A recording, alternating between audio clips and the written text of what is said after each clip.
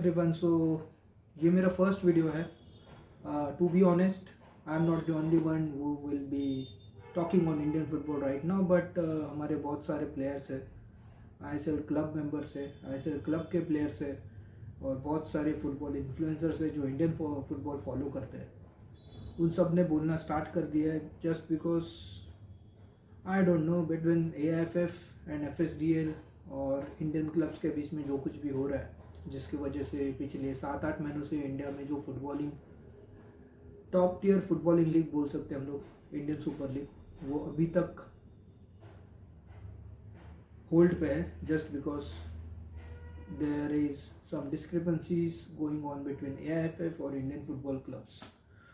तो आज मेरे इस पहले वीडियो में हम उस टॉपिक को लेकर ही बात करेंगे, क्योंकि फ़िलहाल तो Indian football is the hot topic on the footballing culture going on in India. So yes, we will speak on the topic. ये स्टोरी कहाँ से शुरू हुई और अब किस कतार पे हम लोग खड़े हैं कि इंडियन सुपर लीग स्टार्ट हो जाए। आई डोंट नो वो होगा भी या नहीं, लेट्स सी। ओके, सो पहले तो हम स्टार्ट करते हैं ये एग्रीमेंट जब साइन हुआ था 2010 में between AIFF and FSDL. Who is FSDL? So FSDL is Reliance industries का एक कंपनी है, फुटबॉल स्टेट डेवलपमेंट लिमिटेड, जो कि एज ए स्पॉन्सरर काम करता था टूर्नामेंट्स में जो इंडिया में होते थे अंडर एआईएफएफ। और इस एग्रीमेंट के तहत जो एफएसडीएल के पास राइट्स थे उसे कहते हैं मास्टर्स राइट्स एग्रीमेंट, जिसके तहत ये एक्सेप्ट किया गया था कि एआईएफएफ के अंडर जितने भी टूर्नामेंट्स हो गए इंडिया में, for example I league, ISL तो खैर अभी अभी चालू हुआ है 2014-15 में, उसके पहले आई लीग था जो कि इंडिया का टॉप मोस्ट लीग था। तो ये सब टूर्नामेंट्स है including women's league, women's tournament, then Santosh trophy and everything. So इन सब टूर्नामेंट्स का जो ब्रॉडकास्टिंग कंट्रोल है, मार्केटिंग है, एडवर्टीजमेंट है और क्लब डेवलपमेंट्स है, दैट वाज अंडर एफएसडीएल।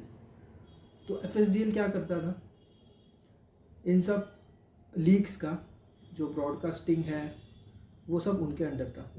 तो उसके लिए एफएसडीएल एआईएफएफ को सालाना 50 crore as a fee, as what we can say as a installment AIFF को पे करते थे। एआईएफएफ क्या करता था इन 50 करोड़ का, किसी को कुछ नहीं पता, क्योंकि ये एग्रीमेंट जब साइन हुआ था 2010 में, ये एग्रीमेंट साइन किया गया था 15 सालों के लिए।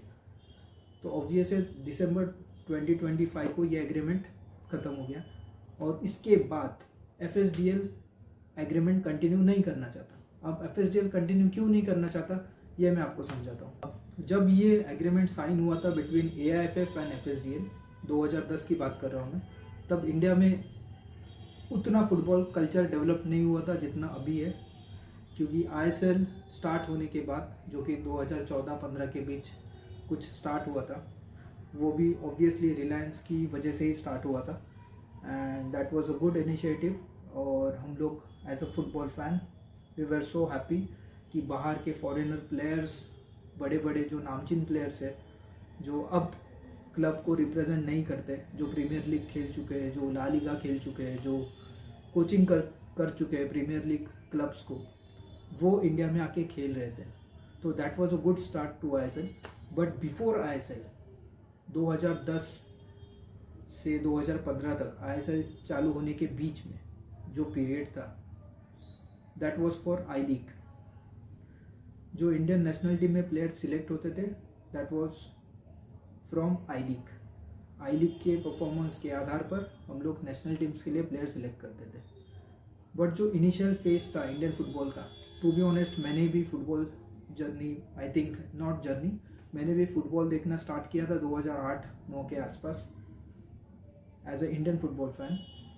एंड तब मैंने जो टेलीविज़न सेट पे देखे संतोष ट्रॉफीज़ के मैचेस देखे, मैंने आई लीग के मैचेस देखे, पूरा स्टेडियम खाली रहता था, नो वन टू सपोर्ट, पूरे स्टैंड्स एम्प्टी रहते थे। मैंने ये भी पढ़ा है, इवन मैंने 2-3 क्लब्स को फॉलो किया था तभी। उसके बाद क्लब्स 2-3 साल के बाद शट डाउन कर दिए गए। क्यों? Just because of revenue. क्योंकि कोई अगर मैच देखने ही नहीं आ रहा है, क्लब का सपोर्ट ही नहीं है, तो ऑब्वियस है जो इंटरनल ऑपरेशन करने के लिए पैसे लगते हैं वो कहाँ से आएंगे। तो इसकी वजह से कई सारे आई लीग क्लबों ने शट डाउन कर दिया था। And to be honest FSDL ये सब कॉस्ट खुद से बेयर करता था, क्योंकि मैं आई लीग की पहले बात करूँगा। आई लीग सालाना कंडक्ट करने के लिए almost around 30 to 40 crore FSDL को इन्वेस्ट करने पड़ते थे for broadcasting, for marketing, for development and everything, जो मैंने पहले मेंशन किया था। टू बी ऑनेस्ट अगर मैं 30-40 लाख इन्वेस्ट कर रहा हूँ मार्केट में, तो इट्स ऑब्वियस मुझे एटलीस्ट सेम वैल्यू तो मिलना चाहिए। डबल तो छोड़ो, डबल तो दूर की बात है, एटलीस्ट सेम वैल्यू तो मिलना चाहिए, बट वो भी नहीं आ रहा। तो भाई मैं पैसे इन्वेस्ट क्यों करूँ as a company? Just because मैंने एग्रीमेंट साइन किया है, तो आई हैव नो ऑप्शन, मुझे हर साल इतने पैसे इन्वेस्ट करने हैं लीग कंडक्ट करने में। तो ये एक बात है। ओके, सेकेंड चीज़ मैं आपको समझाता हूँ। Let's talk about Indian super league now, ISL, जो 2014-15 के बीच इम्प्लीमेंट हुआ था इंडिया में। To be honest it was a great initiative. Obviously ये भी FSDL ने करवाया था, रिलायंस का ही प्रोडक्ट बोल सकते हैं हम लोग।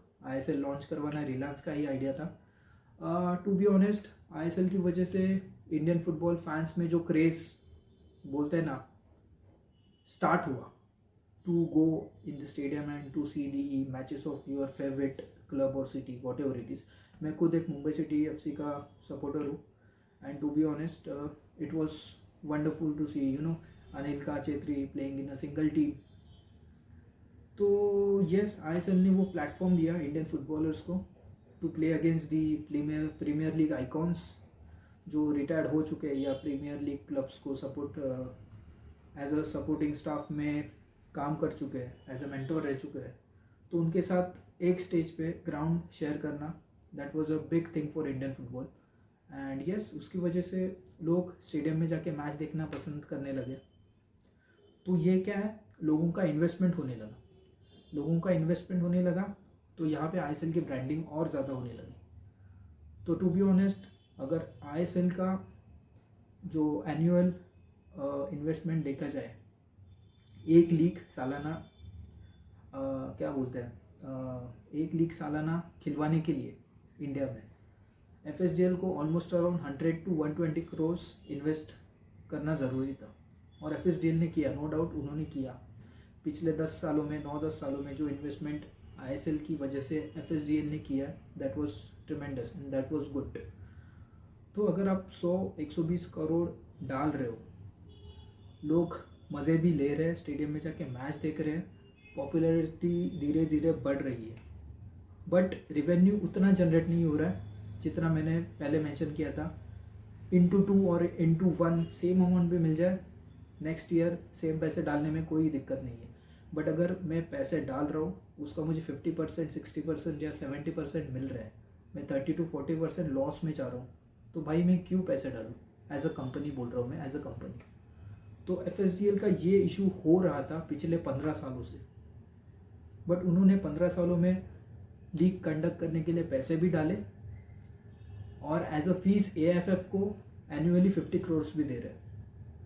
इसमें AFF क्या कर रहा है? कुछ नहीं। वो 50 करोड़, हर साल के 50 करोड़ अगर 15 into 50 करोड़ देखे जाए तो बहुत पैसा ही है। वो पैसा गया कहाँ नहीं पता, किसी को नहीं पता।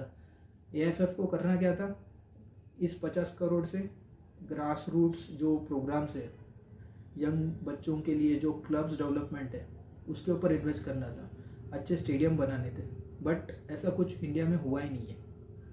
तो ये 50 करोड़ का जो हिसाब है, नो आइडिया AFF ने उन पैसों का क्या किया, कहाँ गए, नो आइडिया। ठीक है, FSDL ने भले ही एग्रीमेंट कंटिन्यू करने से मना कर दिया हो, बट उन्होंने AFF को 2 प्रपोजल दिए थे। ये मैं जुलाई-अगस्त की बात कर रहा हूँ। 2 प्रपोजल दिए थे, क्योंकि ऑब्वियसली AFF फेल हो रहा था नए स्पॉन्सर और इन्वेस्टर को ढूंढने के लिए। सो FSDL ने ही 2 प्रपोजल दिए थे।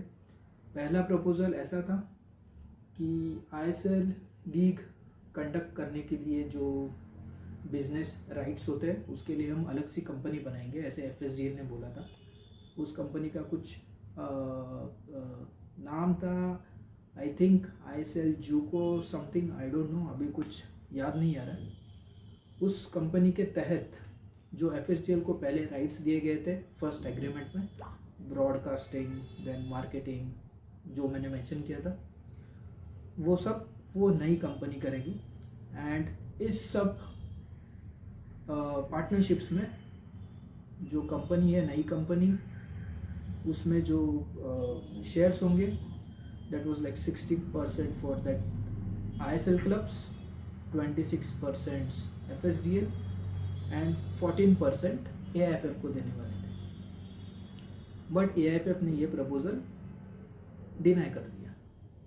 अब एआईएफएफ ने ये प्रपोज़ल डिनाई क्यों किया, इसका तो कोई जवाब किसी को नहीं पता। बट जो उनके स्टेटमेंट से या उनके प्रेस रिलीज से जो बातें पता चल रही है, एज अ फुटबॉल फैन जो हम पढ़ते हैं, उससे जो हमारे दिमाग में समझ आता है, दैट वाज लाइक अगर एआईएफएफ को 14% हिस्सेदारी दी जाएगी तो एआईएफएफ को जो पहले बिना कुछ किए जो बैठे बैठे 50 करोड़ मिल रहे थे, वो मिलना मुश्किल हो जाएगा। एंड इट इज़ ऑब्वियस, क्योंकि जैसे कि मैंने मेंशन किया, Indian football is now growing. तो अगर आप 100-150 करोड़ इन्वेस्ट कर रहे हो एक लीग कंडक्ट करने में, तो आप ये लेकर नहीं बैठ सकते कि मुझे कंफर्म 200 या 300 करोड़ फ़ायदा होगा। ये हकीकत है इंडियन फुटबॉल की। कभी वो 200 करोड़ जा भी सकता है, क्रॉस कर भी सकता है, और कभी वो 50 से 100 करोड़ में रह भी सकता है। तो इंडियन फुटबॉल अभी उस सिचुएशन में है जहाँ पे ज़्यादा फेम भी नहीं है, ज़्यादा लो भी नहीं है इंडियन फुटबॉल, वो मिडल में ऊपर नीचे हो रहा है। तो this is the main reason AIFF ने ये प्रपोज़ल रिजेक्ट किया कि भाई 14% हमें तो मंजूर नहीं है और हम ये प्रपोज़ल डिनाई कर रहे हैं। तो देखो मैं क्या बोल रहा हूँ, आपको क्या समझ में आ रहा है? ये पैसे की बात है। 50 करोड़ अगर मुझे बैठे बैठे मिल रहे हैं, लीग चले ना चले, भाई अपने को 50 करोड़ आने वाले। अगर 14% की मैं बात करूँ तो यहाँ पे वो एक स्पेसिफिक अमाउंट नहीं पता है। 50 करोड़ तो दूर की बात है, उसके नीचे ही मिलने वाला है और वो ऊपर नीचे होने वाला है। सो इसलिए एएफएफ ने ये फर्स्ट प्रपोज़ल एफएसडीएल का डिनाई कर दिया। तो ये प्रपोज़ल डिनाई करने के बाद एफएसडीएल ने बैकआउट कर दिया। बैकआउट एज इन पूरी तरह से बैकआउट किया नहीं किया, टू बी ऑनेस्ट मुझे भी नहीं पता। बट सेकेंड प्रपोज़ल ये था फ्रॉम आईएसएल क्लब्स, जो कि क्लब रिप्रेजेंट करते अपने फेवरेट सिटीज़ को। आईएसएल लीग में 10 या 12 क्लब्स है। तो उन्होंने सेकेंड प्रपोज़ल ये रखा कि हम क्लब्स ओन लीग फॉर्म करेंगे। What is clubs own league? जैसे आपने देखा होगा प्रीमियर लीग, ला लीगा, वो सब क्लब्स ओन लीग है। तो वहाँ पे जितने भी ब्रॉडकास्टिंग राइट्स है, जितने भी मार्केटिंग है, डेवलपमेंट है, वो सब क्लब अपने अपने पैसों से करता है। To be honest it is too easy for them, क्योंकि यूरोपियन फुटबॉल अगर आप देखोगे तो वहाँ पे ऑलरेडी एस्टेब्लिश्ड मार्केट ऑलरेडी है वहाँ पे। तो अगर क्लब ने किसी गए गुजरे स्टेडियम में या जहाँ पे सीटिंग अरेंजमेंट नहीं है, अगर वहाँ पे भी जाकर मैच रख दिया तो पब्लिक भर भर के मैच देखने जाएगा अपने फेवरेट प्लेयर या सिटी को सपोर्ट करने के लिए। तो ये डिफरेंस है यूरोपियन फुटबॉल और इंडियन फुटबॉल में। तो ये बैक टू द पॉइंट। तो सेकंड प्रपोज़ल ये दिया था कि हम लोग क्लब्स ओन लीग फॉर्म करेंगे, जिसमें क्लब्स ने ये डिसाइड किया था कि हम लोग एनुअली एएफएफ को 10 crore as a fees AFF को देंगे एनुअली। मैं एनुअली बात कर रहा हूँ। इस फीस का एएफएफ ने ग्रास रूट्स प्रोग्राम जो भी है, डेवलपमेंट है, जो स्टेट लेवल हो गया, डिस्ट्रिक्ट लेवल हो गया, या नेशनल लेवल डेवलपमेंट हो गया, जो यंग बच्चों के लिए ग्रास रूट्स प्रोग्राम बोलते हैं हम लोग उसे, उसके ऊपर खर्चा करें। और बाकी जितना भी खर्चा है, जो इंटरनल क्लब्स का इंटरनल ऑपरेशन, मार्केटिंग, ब्रॉडकास्टिंग, वो सब क्लब्स देखेंगे। तो ये सेकंड प्रपोजल रखा गया था एएफएफ के सामने, बट इस प्रपोजल को भी डिनाई कर दिया गया, जस्ट बिकॉज इसका एक ही रीज़न सामने आ रहा है, जस्ट बिकॉज एएफएफ को फुल कंट्रोल चाहिए था लीग्स के ऊपर। भाई सोच रहे हो आप, समझ रहे हो आप मैं क्या बोल रहा हूँ? एएफएफ को चाह रहा था पूरा कंट्रोल लीग्स के ऊपर, क्योंकि उनको पता है अगर क्लब्स के हाथ में कंट्रोल दे दिया तो भाई एएफएफ का पत्ता कट। क्योंकि एवरीवन इन दी फुटबॉल, जो भी फुटबॉल खेलते हैं, जो फुटबॉल कोचिंग स्टाफ में, जो टीम मैनेजमेंट में, उन्हें सबको पता है भाई एएफएफ इज़ टू करप्ट। वो साले अपनी जेब भरने के लिए बैठे हैं, उनको इंडियन फुटबॉल की कुछ पड़ी ही नहीं है। तो अगर क्लब्स के पास पूरा कंट्रोल गया तो इट इज़ ऑब्वियस धीरे धीरे एएफएफ का भी पत्ता कट होने वाला है। तो उन्होंने ये सेकंड प्रपोजल भी डिनाई कर दिया, सेइंग दैट कि AFF needs to control the Indian league. तो ये दो प्रपोजल रिजेक्ट होने के बाद केस कोर्ट में चला गया।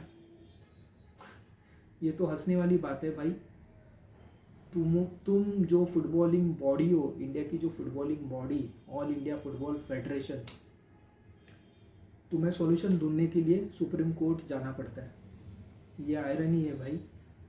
अगर तुम खुद को नई कंपनी या नए स्पॉन्सरर ढूंढ नहीं सकते, तुम्हारे पास उतना पैसा है नहीं, तुम्हारे पास करने के लिए कुछ नहीं है, तो आप लोगों ने क्लब्स के अगेंस्ट सुप्रीम कोर्ट्स में अपील कर दी कि भाई अभी आप देख लो, हमने इनको 2 बार मना कर दिया है बट हमें कुछ सॉल्यूशन नहीं मिल रहा है। भाई अगर आपको सॉल्यूशन नहीं मिल रहा है तो जो सामने से 2 ऑफ़र आ रहे थे उसे तो एक्सेप्ट कर लेते, बट जस्ट बिकॉज पैसे की कमी और फुल पावर, इसकी वजह से ये दोनों प्रपोजल रिजेक्ट हो चुके हैं। जो सेकंड प्रपोजल आया है आईएसएल क्लब्स की तरफ से एएफएफ को, उसमें भी एक दिक्कत हो सकती है। जस्ट एक पॉसिबिलिटीज बता रहा हूँ। अगर क्लब्स ओन लीग हो जाती है इंडिया में तो एएफएफ को 10 करोड़ एनुअली तो देनी ही है, वो अलग बात है। अगर 10 क्लब्स है, फॉर एग्जांपल अगर 10 क्लब्स है तो हर एक क्लब को 1-1 करोड़ एनुअली एएफएफ को पे करना है। और जो लीग कंडक्ट करने के लिए खर्चा होगा, ऑब्वियसली एफएसडीएल वाज डिफरेंट, जो एक प्राइवेट कंपनी था जो कि इन्वेस्ट कर रहा था 100 crore, let's say 100 crore to conduct ISL. तो जो ग्लैमर था आईएसएल में, जो लोगों को अट्रैक्ट करने के लिए ब्रांडिंग था, वो कहीं ना कहीं थोड़ा कम हो जाएगा, क्योंकि इंडियन क्लब्स के पास उतने पैसे हैं नहीं कि वो खुद से अपना इंटरनल ऑपरेशंस मैनेज करके लीग के लिए इन्वेस्ट करें। तो इससे क्या हो सकता है, जो क्लब्स का जो रेवेन्यू है वो नीचे जा सकता है। इसकी वजह से और एक पॉसिबिलिटी है, कई सालों बाद नहीं, मैं जस्ट एक पॉसिबिलिटीज़ बता रहा हूँ, नॉट कई सालों बाद, कुछ सालों बाद ये भी हो सकता है कि क्लब्स के पास इन्वेस्ट करने के लिए और पैसे बचे ही नहीं। जैसे एफएसडीएल का सिचुएशन हुआ था, वैसा सिचुएशन क्लब्स का भी हो सकता है, क्योंकि now there is no one to invest in the league. Club को खुद से पैसे इन्वेस्ट करने हैं एंड इन्वॉल्वमेंट क्राउड के साथ, पब्लिक के साथ इतना रखना है कि लोग आके मैच देखें, उन्हें उतना रेवेन्यू जनरेट हो। तो ये कहीं ना कहीं क्लब्स के लिए डिफ़िकल्ट हो सकता है, considering Indian football, Indian crowd का जो मेंटालिटी है वो मद्देनज़र रखते हुए। सो मैं आई लीग के क्लब्स को जानता हूँ, 2-3 क्लब्स हैं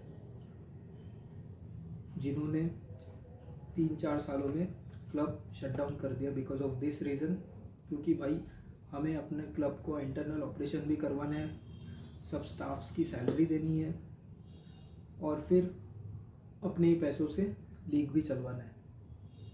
तो that is difficult for Indian clubs, you know. अब क्योंकि इंडिया में अभी तक वो मार्केट बना नहीं है, जैसे मैंने पहले मेंशन किया था, कंपेयर करेंगे यूरोपियन मार्केट से, तो पब्लिक अभी भी इंडियन फुटबॉल को इतने मोहब्बत से या इतने नज़दीक से जैसे क्रिकेट को देखती है वैसे नहीं देखती।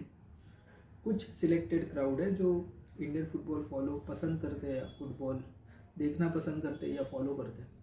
सो ये दिक्कत हो सकती है, क्लब्स का रेवेन्यू डाउनफॉल हो सकता है और क्लब्स शट डाउन हो सकते हैं। एसडीएल ने ये 15 सालों का जो एग्रीमेंट था वो दिसंबर 2025 में ख़त्म होने को है, ख़त्म हो चुका है, अब जनवरी चल रहा है, नए साल। तो एफएसडीएल ने एआईएफएफ को एग्रीमेंट कंटिन्यू करने से मना कर दिया। On this point FSDL is correct, क्योंकि उनको लॉस में आगे एग्रीमेंट साइन नहीं करवाना है, उनको और लॉस नहीं लेना है। अब हुआ ये है कि एआईएफएफ के पास दूसरा कोई स्पॉन्सर है ही नहीं जो आईएसएल हो या आई लीग हो जो कंडक्ट कर सके, जो इतना पैसा मार्केट में डाल के लीग एस्टेब्लिश कर सके। तो ये इसकी वजह से हो रहा ये है, अपना लीग डिले हो चुका है। अब डिले क्यों हो चुका है? To be honest, Indian mentality होती है, मैं सबकी कॉमन बात कर रहा हूँ, इंडियन मेंटालिटी, जब तक पानी सर के ऊपर चला ना जाए भाई हम लोग हाथ पैर नहीं मारेंगे। अब एआईएफएफ को पता था दिसंबर में एग्रीमेंट ख़त्म होने वाला है, तो उन्होंने स्टार्ट करना चाहिए था लास्ट ईयर दिसंबर या जनवरी से, 2025 जनवरी से, कि भाई दिसंबर में ख़त्म हो रहा है, हमें नया स्पॉन्सर ढूंढना चाहिए, नए कंपनीज ढूंढनी चाहिए। बट नहीं, इन्होंने स्टार्ट किया जुलाई से, जुलाई 2025 से। बचे कितने महीने? अगस्त, सितंबर, अक्टूबर, नवंबर, दिसंबर, 5 महीने।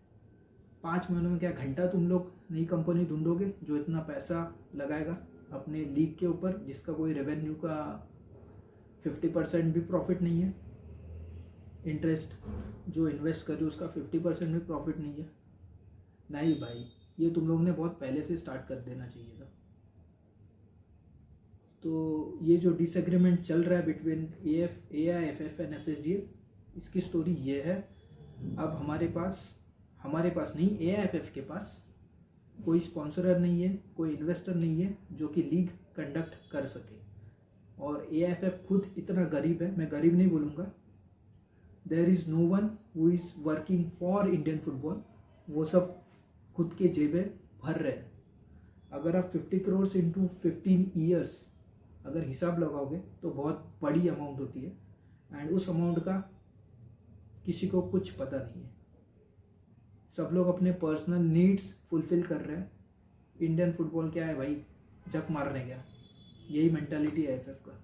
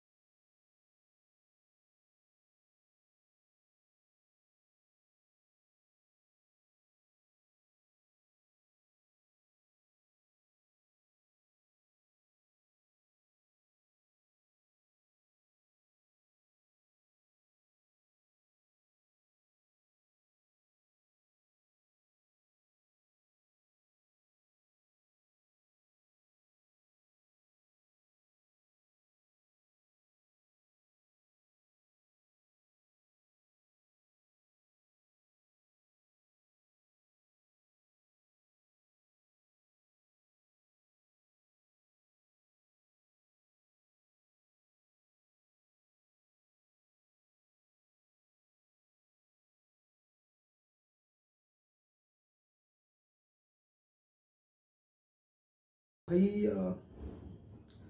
ये डिसएग्रीमेंट जो हो रहा है बिटवीन AFF एंड FSDL, इसका मेन रीज़न यही है। तो आई होप मैंने स्पेसिफिकली एग्जांपल देके जो आपको एक्सप्लेन किया है बिटवीन FSDL एंड AFF के बीच में जो डिसएग्रीमेंट चल रहा है वो क्यों हुआ, कहाँ से स्टोरी स्टार्ट हुई, उसके बाद जो प्रपोजल आए वो AFF ने क्यों डिनाई किया। तो यस, अभी भी discrepancy is going on between AFF और क्लब्स। तो पता नहीं लीग कब स्टार्ट होगा। भाई सब लोग तो प्रे कर रहे हैं जल्दी से जल्दी स्टार्ट हो, हमारे फुटबॉल भाइयों को जल्दी से जल्दी खेलने मिले, उनका घर चले, जो फुटबॉल पे ही डिपेंड करते हैं, डिपेंडेंट है, उनकी फैमिली डिपेंडेंट है। तो yes, it's a very tough time for them and मैं AFF से ये रिक्वेस्ट करूँगा कि भाई जल्दी से जल्दी इन सब चीज़ों का सोल्यूशन निकाले और हमें इंडियन फुटबॉल एंजॉय करने का मौका मिले। सो जय हिंद दोस्तों, मिलते हैं अगले वीडियो में जो कि स्पेसिफिकली टॉपिक रहेगा AFF का जो प्रस्ताव है ISL क्लबों के लिए, उसके ऊपर। सो मिलते हैं अगले वीडियो में।